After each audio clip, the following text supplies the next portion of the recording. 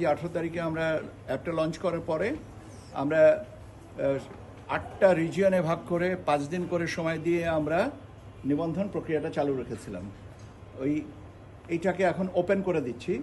বিশ্বের যে কোনো সময় যে কোনো প্রান্ত থেকে যে কোনো জায়গা থেকে যে কেউ এখন নিবন্ধন করতে পারবে। 27 তারিখ 00 আওয়ার থেকে এটা ওপেন হয়ে যাবে সবার জন্য, যে যেখান থেকে তার সুবিধা মতন করতে পারবেন।